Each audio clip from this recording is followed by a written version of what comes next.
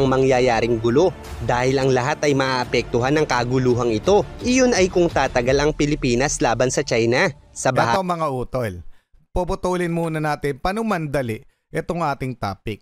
So paano nga ba nagsimula itong paggawa o bakit napabayaan ng Pilipinas yung paggawa ng artificial islands ng China sa ating exclusive economic zone? Dumako tayo dito. Ito'y binura mula ito sa SMNI News na nakakuha ko dati. Okay, ito'y pagsisiwalat, okay, ni General Parlade. West Philippine Sea ibinenta ni dating Secretary Ochoa, pero ito po ay hindi ko po kinukumpirma. Ito po ay pahayag mismo ni General Parlade. Pakinggan lang natin ha. Oh yes. Alam mo, walang kasing laki pa lang ng basketball court ang reclamation doon. Ni-report na namin ito kasi nakuha na namin ng picture ito. Hindi nila ina-actionan. 3 months, 4 months, 5 months after, every week, every other week, may picture kami. Hindi nila ina-actionan. Alam mo, nung meron malaking building doon sa isang isla, ito na nga, mga military structures na yung nandoon. Mga karunungan, kaalaman, teorya, kasaysayan, hiwaga, at mga bagong tuklas. Alamin natin, alamin natin. Itong topic natin ngayon mga utol ay medyo sensitibo dahil mamaya ay may papakita ko sa inyong testamento at bahala na kayong humusga kung kayo maniniwala o hindi. Pero hindi ko pa rin kukumpirmahin kung ito'y buong katotohanan o ito'y aligasyon lamang. Okay? Kayo pa rin bahalang humusga. Pero ito yung topic natin, Pinas.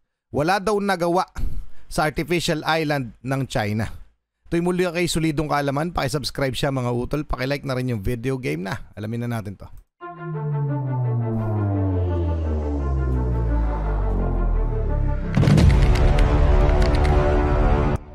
Bakit nga ba walang nagawa ang Pilipinas sa China noong nagtatayo pa lamang ito ng mga struktura sa West Philippine Sea? Sa nakaraang video kasi natin ay ipinaliwanag natin na hindi akmang sabihin na mas matapang ang Taiwan dahil nagagawa nito makipagsabayan sa mga barko ng China. Samantala ang Pilipinas ay wala umanong magawa laban sa mga ito. Kaya naman sa videong ito ay ating lilinawin kung bakit hindi maaaring sabihin na mas matatapang ang Taiwanese government kaysa sa Pilipinas sa kabila ng mga naipatayong struktura ng China sa ating exclusive economic zone.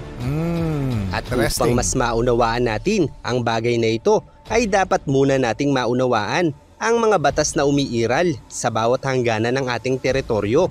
At tulad nga sa nakaraan nating video, ang mga batas na ipinatutupad sa territorial sea at contiguous zone ng isang bansa ay nasa ilalim ng kapangyarihan ng estado ng bansang nagmamay-ari nito.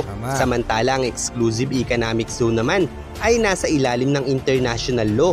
Ibig sabihin ay hindi lamang ang isang bansa ang dapat masunod sa mga batas para dito. Halimbawa, ang mga batas sa exclusive economic zone ng Pilipinas ay hindi lamang umiiral sa ilalim ng batas ng Pilipinas dahil ang mga batas na umiiral dito ay kinakailangang naaayon sa international law o mga bansang bumubuo rito. Kaya't limitado ang kapangyarihan ng Pilipinas upang ipatupad ang lahat ng naisin nito para sa exclusive economic zone nito dahil ang karapatan lamang ng Pilipinas sa exclusive economic zone nito ay pakinabangan ang lahat ng yaman na naririto. Subalit wala itong karapatan na pigilan ang mga barkong dumaraan dito. Dahil ayon nga sa international law, ang exclusive economic zone ay bahagi ng international water, kaya't maaaring maglayag ang anumang barko sa bahaging ito ng karagatan. Ngayon, ang pagtatayo ng China ng mga artificial islands sa bahaging ito ng exclusive economic zone ng Pilipinas ay mahigpit na ipinagbabawal sa ilalim ng batas ng international law. Pero ang malaking katanungan ngayon rito, sino ang mag-e-enforce ng batas na ito para pigilan ng China sa pagtatayo ng mga artificial island? Gayong wala namang ahensya o hiwalay na puwersa ang international law para pigilan ng China sa ginagawa nito. Ang international law kasi ay binubuo ng mga nagkakaisang bansa sa buong mundo at upang solusyonan ang problema at alitan sa pagitan ng mga miyembro nito ay idinadaan lamang ito sa mga pag-uusap at negosasyon hanggang sumang-ayon ang lahat sa isang desisyon.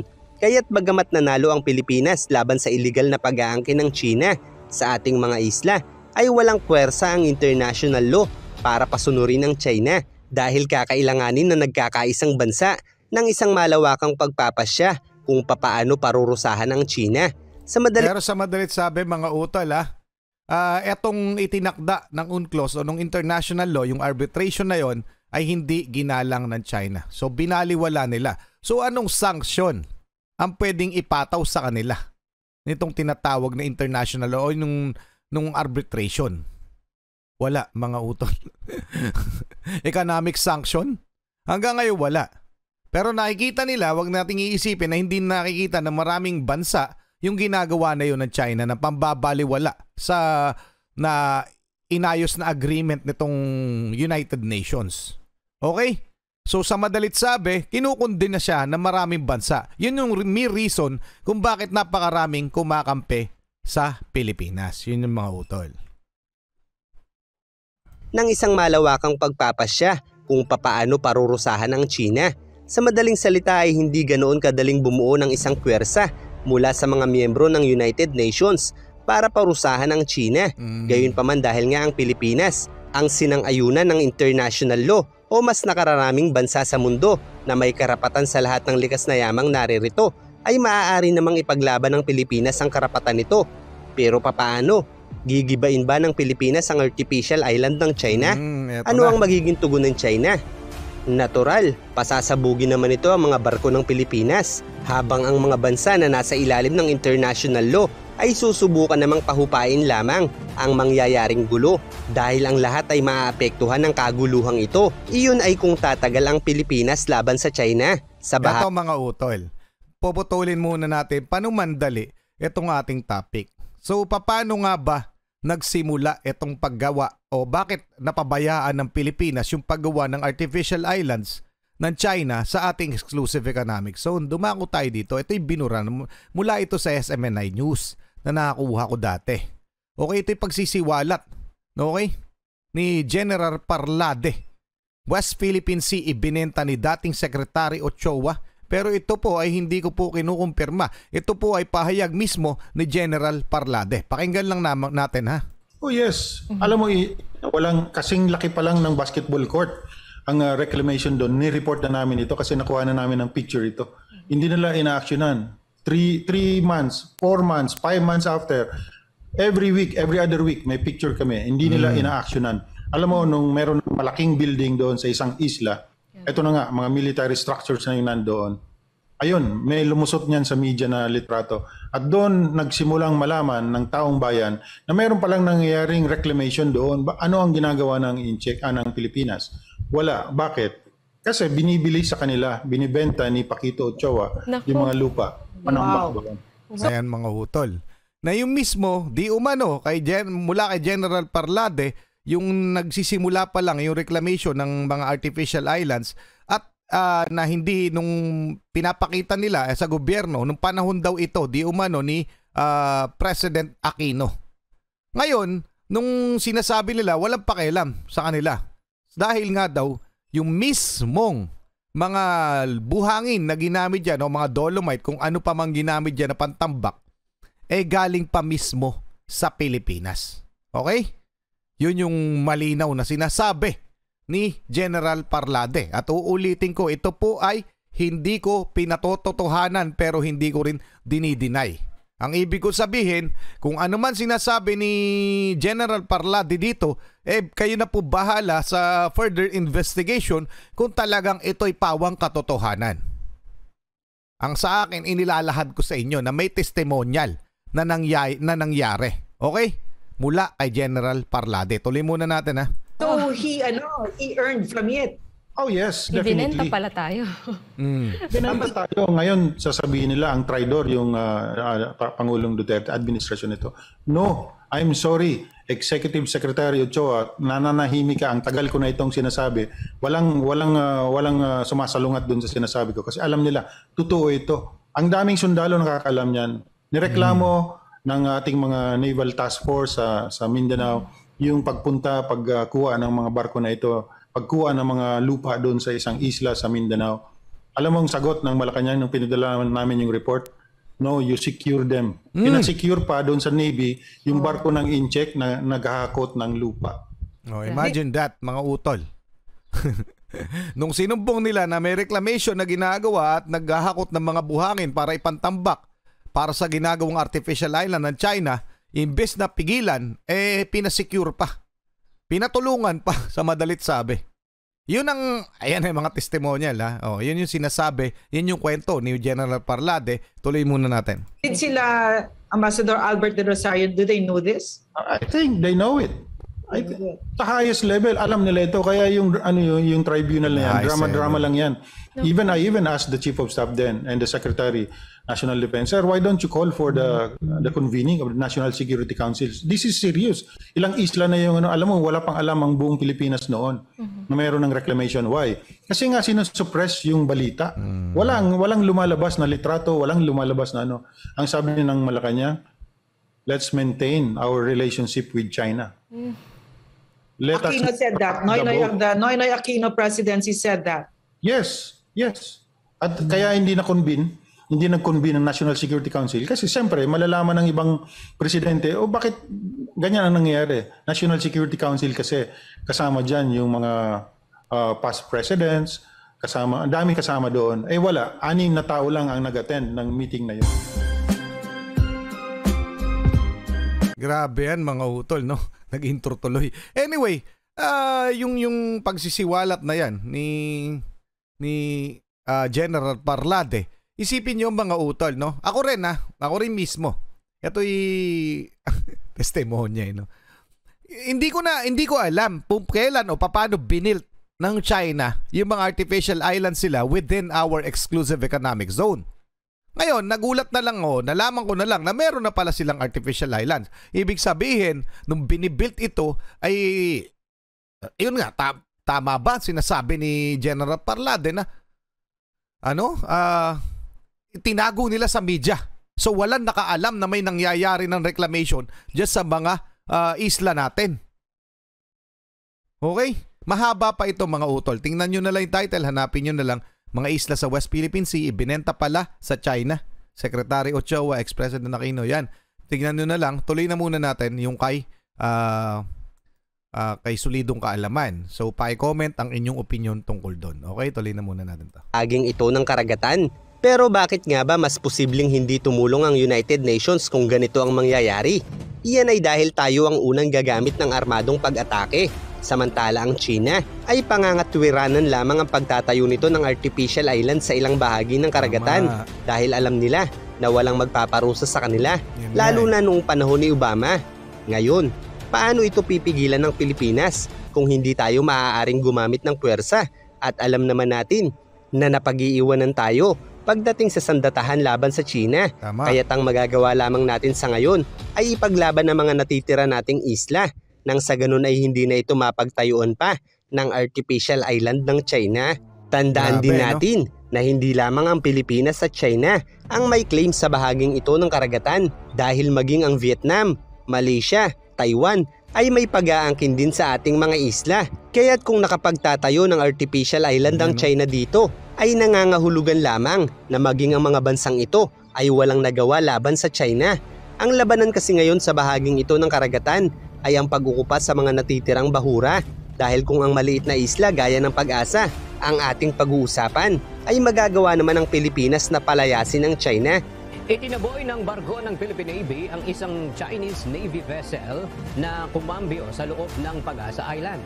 Dahil ang Pag-asa Island ay matagal nang pinaninirahan ng mga Pilipino, samantala ang Ayungin Shoal ay isa lamang bahura, wala ditong nakatira at tanging ang BRP Sierra Madre lamang ang ating nagsisilbing istasyon sa bahurang ito. Kaya't nagagawa ng China na bombahin ng water cannon ng mga Pilipino. Sa Pag-asa Island kasi ay malinaw para sa China na kapag pinatulan sila ng Pilipinas sa bahaging ito ng ating isla, ay maaari itong magdulot ng pagkundina ng internasyonal na komunidad laban sa kanila dahil nga may mga inosenteng buhay ang madadamay sa islang ito. Samantala sa Ayungin Shoal naman, dahil nga mga bahura lamang ito, ay hindi pinamamahayan ito ng mga tao maliban sa ilang sundalo na nakaposisyon sa BRP Sierra Madre. Kaya yung mga utol, no? Isa to sa mga pakay ng China na angkinin, no, yung Ayungin Shoal.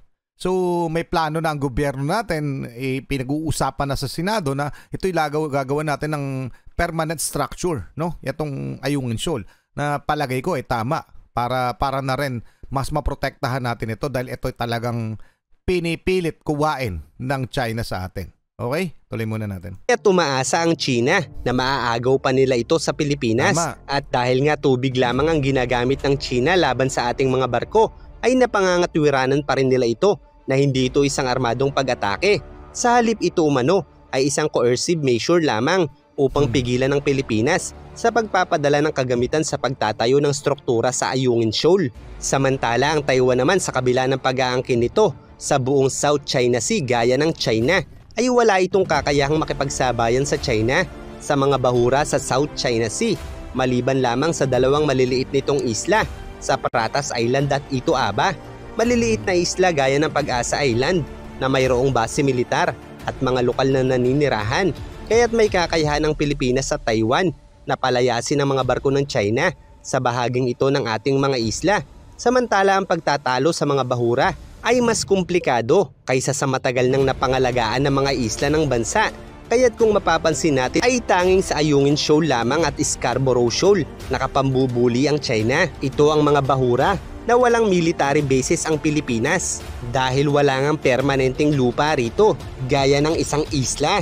At sa mga nagsasabi naman na nakapasok na noon ang China sa contiguous zone ng Pilipinas ay isa itong malaking fake news dahil ayon sa totoong balita ay nakapasok na ang Chinese Coast Guard sa islang sakop ng Palawan at hindi ang kumakalat na fake news na nakapasok na umano ang mga barko ng China sa Palawan at ang totoo ay nakapasok ang barko sa isla na malapit dito at ito ang Pag-asa Island na may layong 227 nautical miles mula sa baybayin ng Palawan at tanging pagpapakita lamang naman ang nagagawa nito at wala itong magawa sa Coast Guard ng mga Pilipino. At kahit pa ang mismong warships ng China ay naitataboy ng Pilipinas sa bahaging ito ng ating isla kahit pa mas malayo ito kumpara sa Ayungin Shoal na pilit kinukuha ng China. Kaya't ang bawat kaganapan at pangyayari sa mga katubigang ito ay dumedepende lamang sa mga batas na umiiral dito, kakayahan ng bawat isa at marami pang iba. Kaya't hindi porkit nakapagtayo ang China ng struktura ay duwag na agad ang mga Pilipino dahil kahit ang Taiwan na may pag-aangkin sa mga ito ay wala namang nagawa para pigilan ang mga Chino. Kaya't huwag basta husgahan ang ating mga marino at sundalo dahil ginagampanan nila ang kanilang trabaho kahit may malaking panganib na kaakibat ang mga ito. Kaya mga utol. So malinaw ko lang yung sa artificial islands na nakuha ng China na nasa ating exclusive economic zone na nagawa nila ng artificial island mula kay General Parlade parang sanction pa ng ating gobyerno. Di umano ha? Okay? So yun yung mula sa revelasyon niya. Anyway, kayo na bahala umusga kung ano doon. Pero ngayon, eto daw di umano ang China ay muli na naman magtatangkang magawa ng panibagong artificial island dito sa exclusive economic zone ng Pilipinas. Ngayon, ang tanong, mapipigilan ba natin ito? At saka sana, ano pa ba, yung kung sakali mang magbaback down na ang China, matatapos na itong labanan o issue dyan sa West Philippine Sea, makukuha ba natin o mababawi pa natin yung mga artificial island na sinakop ng China? Ano sa palagay nyo mga utol? Pa-comment ang inyong opinion. Maraming salamat. Kay solidong kaalaman, maraming salamat sa inyo. Muli ako si Target Achilles in behalf of the Red South Pride Production. Ang nagpapasalamat sa walang sawa niyong pagsuporta. Kayo mag-iingat, keep safe, God bless. Saludo po ako sa inyo lahat. Maraming salamat po.